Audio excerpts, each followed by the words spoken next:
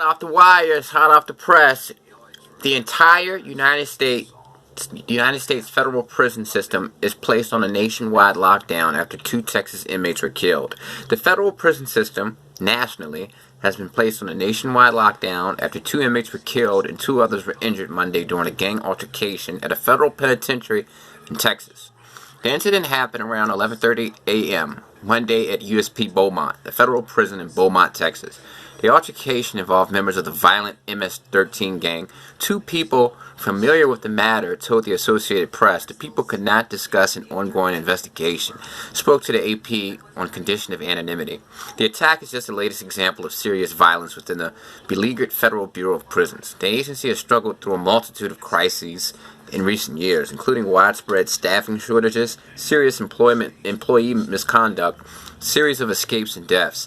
The lockdown instituted at the agency's more than 120 federal prisons across the U.S. was prompted by fears of potential retaliation and concern violence could spread to other facilities. During a nationwide lockdown, inmates are kept in their cells most of the day and visiting is canceled. Because of a spike in coronavirus cases in federal prisons, social visits at nearly every facility have been canceled already.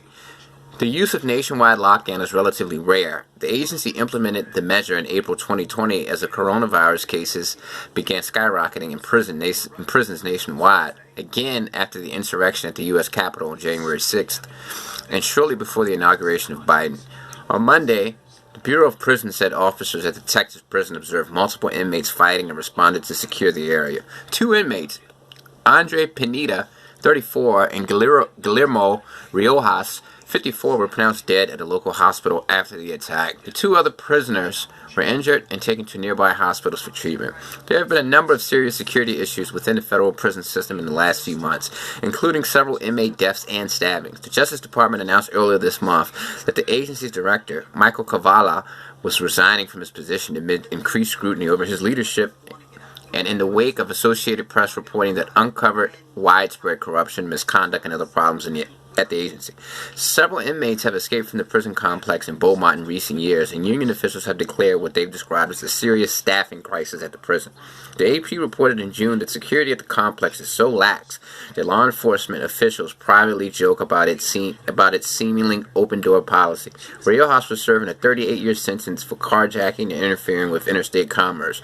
Pineda had been sentenced to a term of more than 6 years in prison on racketeering charge and had been held at the prison since February.